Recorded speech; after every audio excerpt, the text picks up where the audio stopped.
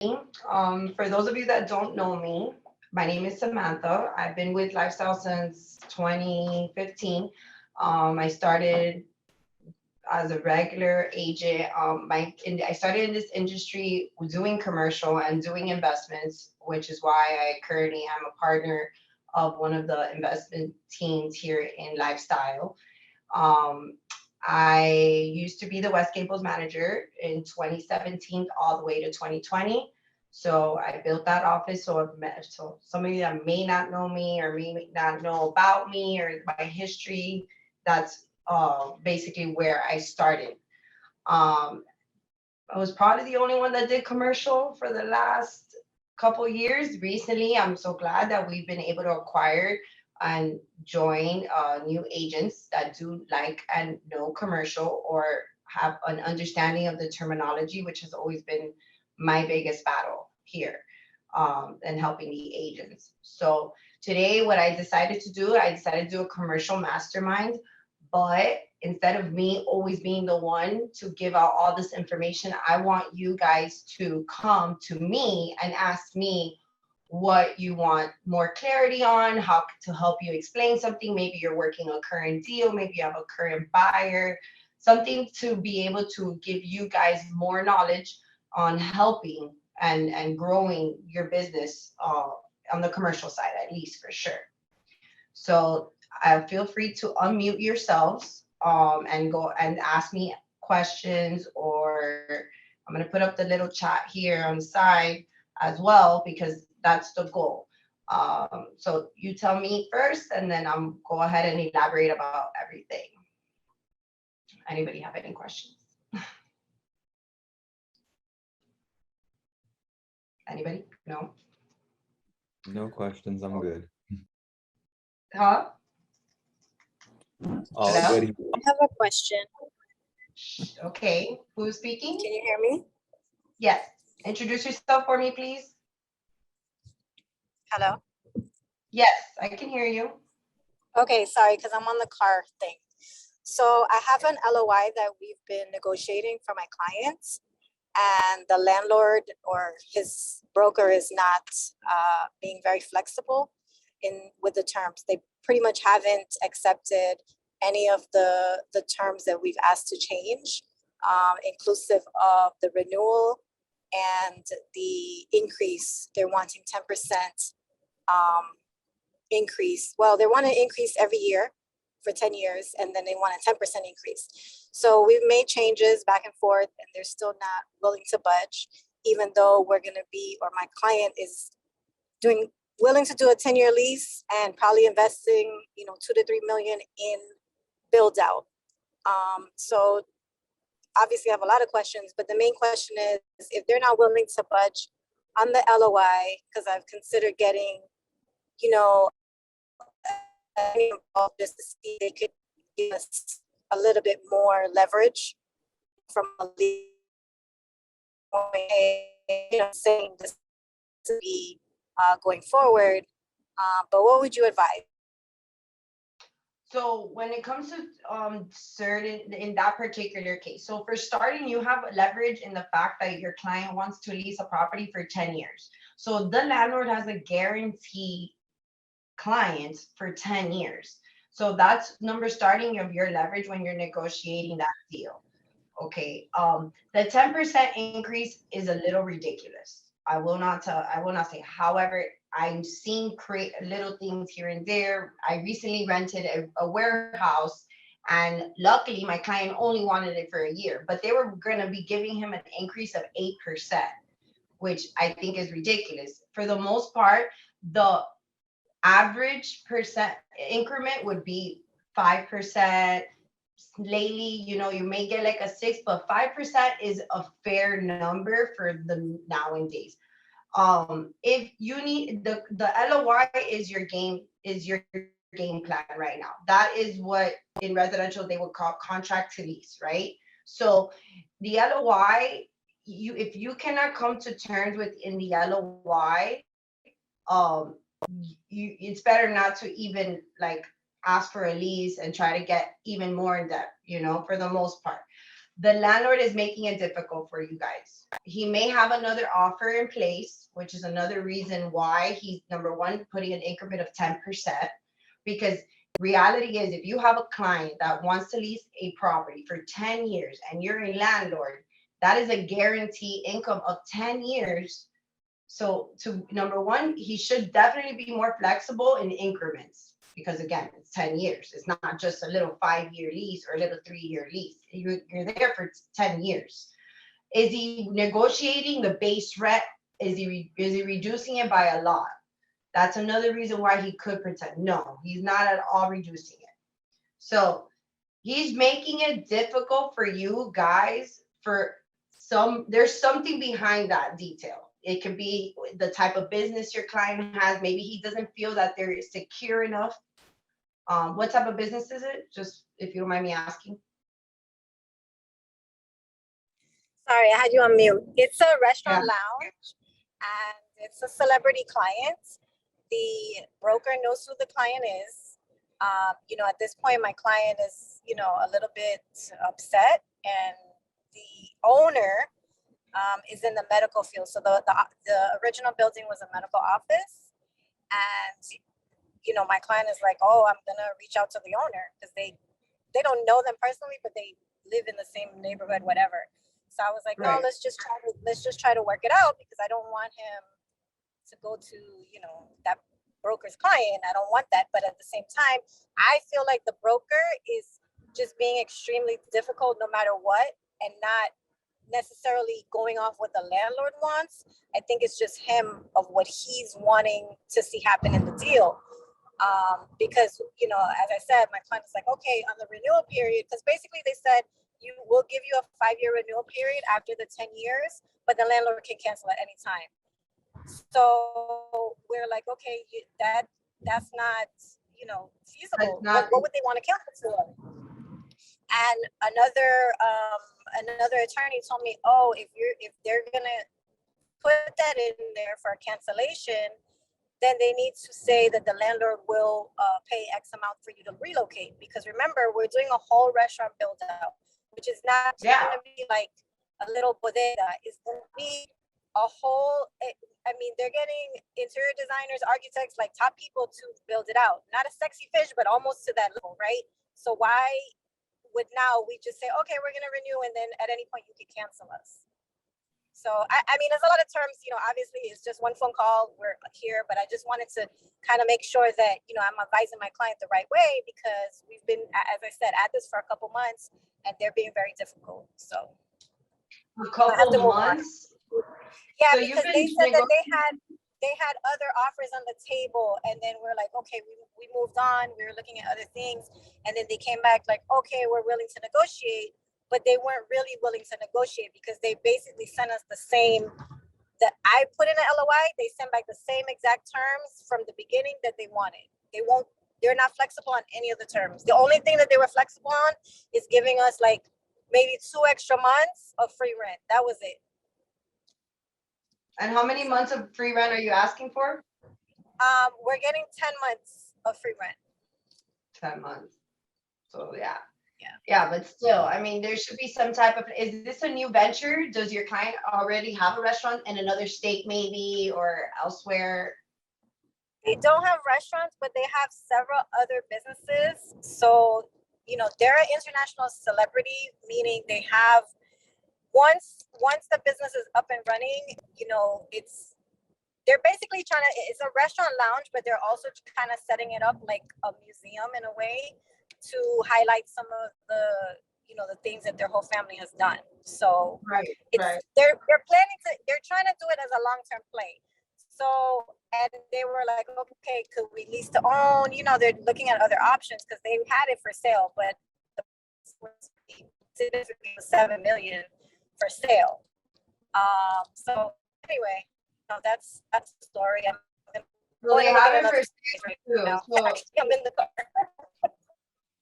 No, it's okay. So they have it for sale too. It could be that they, at the end of the day, the brokers in any type, in residential or commercial, if you have a property up for sale or for rent, you want to sell it. Like you're pushing for the sale. You're always pushing for the sale. So that could be a catch-22 why also he's pushing to get full price and pushing for those terms, because if he gets an opportunity to sell it and those terms are in place, it's a higher chance that he's going to get it sold. But if he gets an opportunity to sell it and there's an owner user, that's why they're also going to put in the clause that in the event in 5 years that the tenant would have to vacate the property, et cetera, et cetera. So they're protecting the sale. That's so you understand like what their mindset is, like, and what from everything you're telling me, I would definitely conclude that they're, I didn't, if you would have told me from the beginning it was up for sale, I would have already told you this, because that's basically what they're doing. They're trying to protect the sale. So, and if they can't get it sold, well, at least they're making the max dollar on the property. So that's why they're making it difficult for him. Maybe about having another offer may not be. Now watch, if he was to get another offer, that's just in theory, he gets another offer and the person is only asking for a 3-year lease or a 5-year lease, he may go with that guy. He's gonna go with that guy. It could be less too, but he has more of a guarantee that in the event that he gets a LOI for purchase, he can get rid of that person quicker, which is why it's kind of frustrating for your client, because if he really, really, really, really wants that space, Natalie, he's gonna have to pay top dollar. Right? Maybe not do a 10-year lease anymore. Maybe focus on doing a smaller lease, just to get him in the door and have have a good renewal clause in place. Have the attorney draw up a good renewal clause in place. In the event that he does stay an extra 5 years, like a renewal, and like the property doesn't get sold. So I would definitely try to negotiate maybe a smaller term. Maybe he'll be, if he really, really wants that space. That's the honest truth. If you cannot find anything else for him, that's the only thing I can offer you. If you like, once you speak to him, I'll put my contact info at the end, and then see where he comes out. And then if we have to go ahead and try to open up a door to another search or something, I'm more than happy to help you on that. Okay. You're welcome. Thank you. I had it on mute because I don't want it to be so loud. Thank you so much. It's okay. You can be loud. Don't worry. I'm loud. Okay. So anybody else that needs my assistance on anything that you're stuck in, any questions, anything that you want me to elaborate to help you guys kind of guide you through your transaction, or a client that you may have that you just don't even know where to start?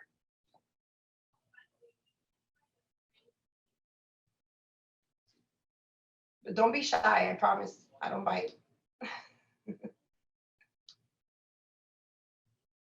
No? Yes. Okay. So what I can do to give you guys some info, when you guys get clients to lease or to purchase, as you may know or may not know, we have this document called LOI. It's a letter of intent. You place all your terms on that document, and you go ahead and you go to negotiate. There's 2 types of systems that you can use to look for properties. There's the MLS, which nowadays, honestly, there's some good properties that have gone up there, I've noticed. And you have CoStar and you have LoopNet. CoStar is a program that us commercial agents, we pay for. It costs about, right now they just increased, and it's about $500. Okay, there they offer for sale and for lease. So if you can't find anything on the MLS, feel free to reach out to one of our agents that may have the CoStar. I think there's a few of us in the brokerage. I obviously have it because that's what I do every day. But that can be an option. I know the other day I spoke with an agent and I found it kind of funny, which is somewhat true. Commercial is a very network business. It's about who you know and what you know. Okay. They call us, like they say, the Illuminati. Someone told me that the other day, and I kind of thought about it, and it's somewhat true. If you don't know someone that's doing commercial, or you don't know someone in that side of the industry, you're gonna come across a couple hiccups. It's gonna be a little bit difficult, but the goal is to create the relationship, create the contact, save the information, follow up with the agents. That's your golden ticket. Okay. If you cannot find anything at all and you have no relationships, your next bet is to get in your car and start driving around and looking at signs. A lot of agents in the commercial world, they just put up their sign outside the properties. They don't even list them. They don't put them on the MLS. They don't put them on CoStar. They don't put them on LoopNet. They put up a sign and they get rented, and they try their best to get direct clients, to save money and not have to deal with other brokerages or other, like what they call us, resi agents, because that's what they do. So that could be another. I don't know where you guys stand with certain things. That's why I wanted to host a training today to see if I can help you guys dissect and get some deals moving along or closed if you're stuck somewhere. And then obviously there's the commercial contract that you can use. Nowadays, I'm gonna be honest, I was helping an agent the other day and we were talking, and the LOI for purchases is only good really if you're dealing directly with the owners of the properties, with the sellers of the properties. If you have an agent in place that you're dealing with for these properties, just write up the contract. Don't waste your time doing the LOIs, because the reality is a contract nowadays talks a lot more than an LOI for purchase. So keep that in mind. I'm pretty sure I have a training on our LRI Cloud that is about the commercial contract. And if I don't, I'll be more than happy to do another training on that again and have it recorded so you guys can really get through there. The contract is what talks nowadays. Also, having an attorney is extremely important. Like, you need for commercial, the title companies don't do justice for us. You have to have an attorney in place. If your client has an attorney, try to work with your client's attorney, because they're always going to feel more comfortable with their own attorney. But if you don't, if your client doesn't have an attorney, get yourself an attorney in your network that can help you through the commercial, because at the end of the day, every 99% of the transactions of commercial, one side is going to have an attorney, and you want to be able to protect. We are not protected by the board. If you guys, we are not protected.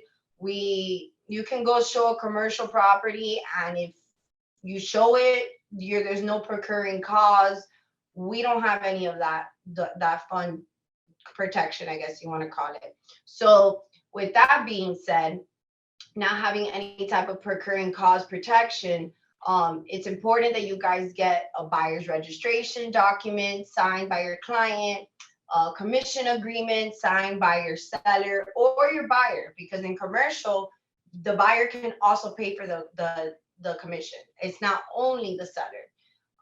If it's a good client of yours and it's a good property and they really want that property, but the seller or they don't want to pay any commission. Give me 1 second. Sorry, 1 second. Annie, hi, just knock on the door, okay? I'm in the middle of the training. The girl in the front has the keys, okay? It's behind the McDonald's. It's by the Dr. Limon. Just keep driving back, okay? Thank you. Bye. So what was I saying? Okay, yeah, for the commission. So if it's a good property and your buyer is like, listen, this is the property, and then you tell them, okay, if you really want this property, you're gonna have to be the one to pay me the commission. For the most part, believe it or not, in commercial, the buyers will pay for the commission because they understand that it is a business and it's not an emotional transaction. Not like residential where it's a little bit more emotional, but in commercial, like, once you find what they want, it's what they want and what they're looking for and what they're willing to pay, and you can get the deal done, they'll be open to paying you a commission. So don't hesitate on asking them to pay you a commission. Don't hesitate on negotiating any type of commission, because reality is we don't have a set percentage either. So if you guys want to collect, if it's a 10-year lease, for instance, using Natalie's client, if it's a 10-year lease, and you're able to talk to the landlord and you're telling him, listen, you've had your building empty for the last 5 years. I have someone that's willing to rent the building. Oh, but I don't need the money. Great. I know you don't need the money, but I got someone that's going to give you the money and this person's going to pay for my commission, then you negotiate whatever percentage you want. But and the same thing goes for the sales. If you find a vacant building and you're able to acquire the, get a hold of the seller and tell them, listen, I have a buyer that wants this property. And the buyer's like, well, I mean, the seller's like, well, I'm not going to put it on the market. I don't want to sell it. I don't care to sell it. Oh, listen, if I get you the number that you want, if I get you the right price and my buyer is willing to pay the commission, would you be willing to sell it? Chances are they're going to say yes. Because at the end of the day, commercial is all a numbers game. It's all about the numbers. All they want to do is make money. They don't care if if the building is painted gray. They don't care if the building has a hole. As long as they can get a deal on it, they're willing to do what they got to do. So that is more, it's more less emotional. It's more a transactional thing. It's real, like the real deal. And yeah, you can be nice. I'm not saying not to be nice, but you have to be nice and protected and know your stuff and know your terminology. If you have to phone a friend, do it before you speak to these people, because the reality is once they in a higher tier, once they feel that you do not know commercial, they will take advantage of you. So that's where the attorneys come into play. That's where people like myself that have experience come into play. People that understand, because you don't want them to catch you on like I say, catch 22, and they're so nice to you in the front, and you're nice, and everybody's so nice, but in the black and white documents, if you're not protected, they will run with that because there's no emotion. They don't care how nice you are. They really don't. So keep that in mind when you're working these clients. Like, be firm and be cooperative, and you could be kind, of course, but if you feel that other side is not being so kind, just try to be firm, but don't be disrespectful, and learn the terminology. If you're going to attack the deal, learn the terminology before you make that phone call. Learn what you're making that phone call about, because they're going to ask you questions. And if once you say, oh, well, I don't know, or they see that you're a little bit clueless, number one, either A, they're not going to work with you. They just won't entertain your client's offer. They won't even submit it because they feel that you're just a regular residential agent. Or they'll just, again, protect their client knowing that you don't know. And at the end of the day, anything was to blow up, they basically took advantage of the whole situation. So, I mean, keep that in mind when doing any of that. Any other questions? Anything, it could be anything, guys. Like your client that you're working, you need a little bit of help with something, like feel free to unmute yourself and ask me. Well, Hi, I have a client looking for an event hall. I don't know if you know anything about that. Weddings and stuff like that. A banquet hall? Hello? You can stay unmuted because I can't hear you. Oh, yes, a banquet hall. So a banquet hall, okay. Have you tried searching for the banquet hall anywhere? I tried the MLS, and also there was a site that my broker recommended. I don't remember it off the top of my head, but it's, it has to do with commercial, but I just didn't see anything. Okay, so there's two sites potentially that your I don't know who your broker or your office manager. Your broker should be George, but your office manager. Right, the manager. Right. Okay. So basically, there's LoopNet. That's one program that a lot of people use. And then there's another program which I mentioned earlier. It's called CoStar. It's a little bit expensive for some people. It's about $500 a month. I was able to get our brokerage approved through them about 2 years ago, if I would say. So you should be able, if you want to go ahead and make that effort and try to get the system, you can. It's just going to be $500 a month. Now, I will recommend, if you don't really know about commercial and you have this type of clientele, I would definitely recommend to partner with someone that does know, that already has the system, because you're going to be spending $500 and you could easily be spending those $500 for a year straight and not be able. The commercial deals, they're like hidden gems. So you could be paying that for a year and not be able to, make the sale or whatever the case may be, because there's not enough property on the system. So I do have experience with banquet halls. Again, that it just depends how many square feet they're looking for, what areas, what they're willing to pay, if they want to lease, if they want to rent. I mean, if they want to lease or they want to purchase. Feel free to reach out to me. I'm gonna put my information on the chat, and you guys can email me everything that your clients are looking for, and I'll be willing to work the deals with you guys if you need help on certain things.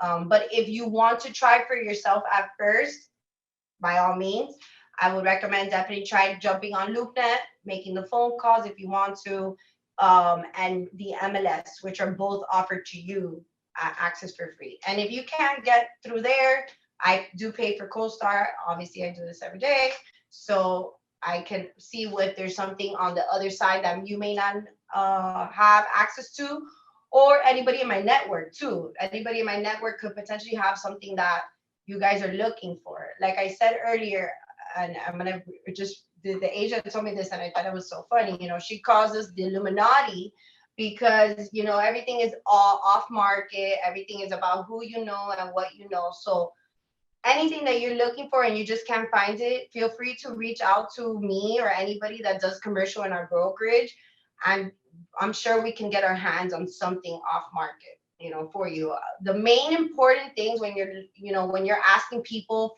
for certain properties, get the square feet, get the type of zoning, get the locations, get the type of business that they're looking for. And obviously if it's for sale or for lease. Those are the 5 main things, which I'll put on the chat as well. So you guys have like the list of like your basics. Once we get the basics, then if it's something that we need more in depth, the person that you're working it with will help you. Okay. Okay, great. Thank you. You're welcome. Let's see. Jennifer, I have a buyer looking for industrial land in the Redlands, but zoning is difficult. There is for light industrial. Okay. So light industrial in the homestead is something that most likely is going to have to be converted. My favorite city to work with is Homestead, because they are very detailed, and lately they've just made things a little bit more difficult, and for our Homestead office as well. So ever since then, I kind of put like an X on them, but you can probably find something out there, and you will have to probably convert it for light industrial. I mean, that's the honest truth, because most things over there are agriculture, and like land that's been sitting there abandoned for years. So the goal will be going to the city, try to get the details on what you need to convert a light industrial parcel over there. And I would start by there for sure. Okay. Anything off market? I gotta check. Send me an email, like what it would like the price and size, so I can see what I got working on that side of town. Okay, I have a listing for a 1.2 acre parking lot in Miami Gardens, can be developed, and I have it listed on that LoopNet. Where else do you recommend I advertise? I would definitely try to advertise on CoStar. So if you want, feel free to reach out to me. I don't mind helping you list it for a small fee, because I do pay for it. And then we can definitely I can help you with that.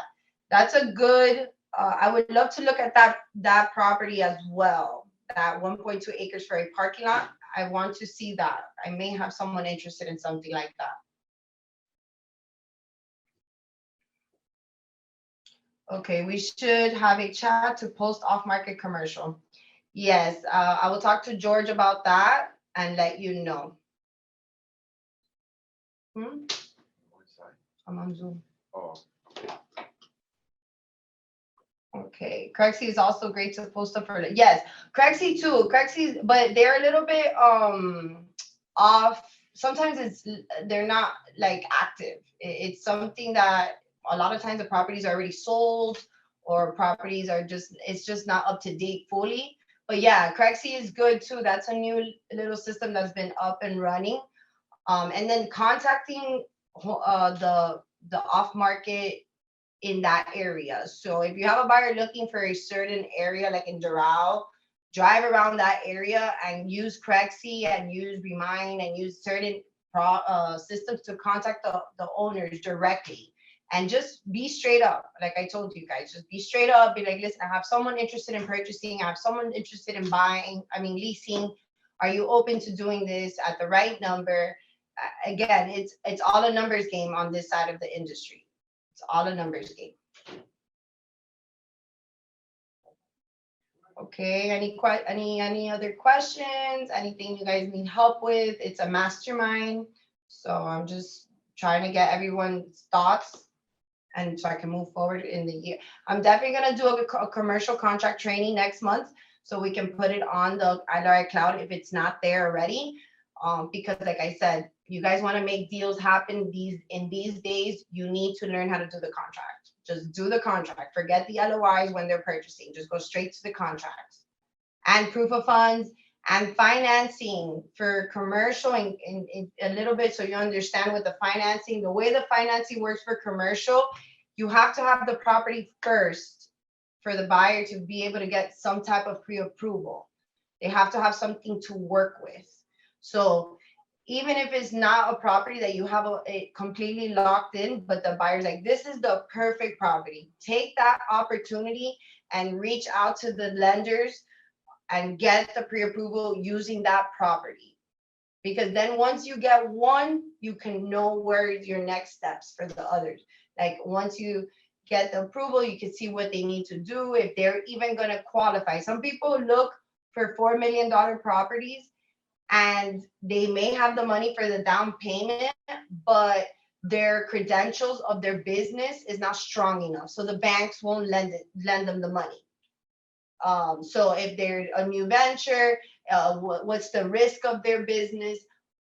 Those things come into play more than the finances of everything. Obviously the finances are important, but they do that background to that extent. Okay.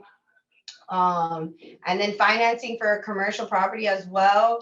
I will tell you that there is a lot of steps. You have a due diligence period.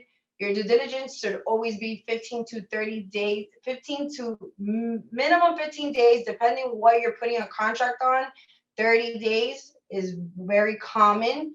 Sometimes if it has to do with change of zoning or anything like that, you may need 60 days, 60 to 90 days. If it has to do with changing a zoning on a property prior to closing. Okay. So you will be making a lot of calls to the city. You will be more involved when it comes to doing due diligence homework. You will hire an inspector. Yeah, great. But reality is there's going to be more to just hiring an inspector, because chances are that person's going to want to build a building. That person's going to want to expand this or create a parking lot or whatever the case is. You're going to need to be involved with the city of that particular parcel to be able to determine if it's a good deal for your clients. Okay. Any more questions? Anything you guys want to talk to me about? Sam, how are you? I have a question. I ain't good. You know. Good. I have a question. I have a client that's actually pre-approved for a commercial deal. And their down payment, well, the minimum is 20% down, right? But my client kind of like in a limbo, because she's like, they have the funds to put the 20% down, but they don't necessarily want to put the 20% down. So the lender that has them pre-approved was telling me that what they can do, that it might be an option, is that they can put 10% down, and then the other 10% they can take like a note on it. Is that something that's like common or that you've heard of? I've heard of that before. Sometimes they will even suggest to put the note directly with the seller. Okay. Oh. So you could do like a seller financing too, directly with the seller. But if the lender's only accepting 10%, that kind of like. Yeah, I'm would it trying to have to go think. through like, would the bank have to approve that? Because, I mean, I'm assuming that they would have to approve and okay, them just putting the 10% and then the other 10% to be financed through a seller financing, right? Yeah, you could do seller financing, or they can do like a second mortgage if the bank offers it for that type of business. That's the only other thing that he could say, like another type of mortgage, like kind of think of it like a credit line, I guess you want to say, Mhm. for the down payment of that loan, because maybe the loan is a risk, so they want to be able to have to protect. They want to be able to be protected. You got me? Okay. Okay, makes sense. Okay. I'll reach out to you Okay. either way because I do have some questions. I'll reach out to you individually. Yeah, of course. You have my number, right? Yeah, Pretty sure you yeah, do. I have your number. Alrighty, Yeah. thank you, Sam. You're welcome. Where can I find more good trainings on commercial real estate? Well, it depends what you want to be trained on. So just really depends what you need for commercial real estate. I mean, the board offers a lot of, different things that you can learn more of the terminology. To be honest with you guys, I learned this by myself. So it's very hard to tell you go here, go there, because the truth of the matter is I learned everything I know today. I learned by working the industry. I learned Googling, of hitting rocks, losing money, you name it. Like I learned everything from scratch. I till day, and my best thing to always recommend to everybody is get the attorney. The attorney in this side of the business knows more than us for most things. We are the middleman. We are the one that's going to structure the deal, but they're the ones that's going to fight the deal, if that makes sense.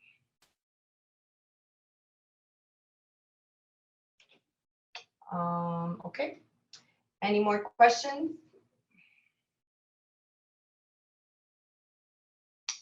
Oh, yes.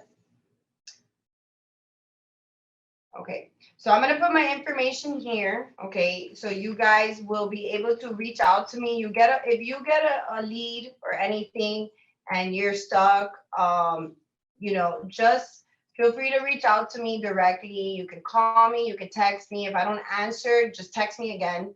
Or email me. I love email. I'm an email friendly person because the first thing I do when I wake up is I open my emails. I'm always on my emails, and like I answer things. Sometimes I answer my emails faster than I even answer my own text messages. So just if I don't answer, try reaching out to me through email. I would love to help you guys find any properties that you guys are looking for your clients. I do have my network. I have the systems that I pay for, and that's what I'm here for. I mean, I'm not gonna just put my knowledge inside a book.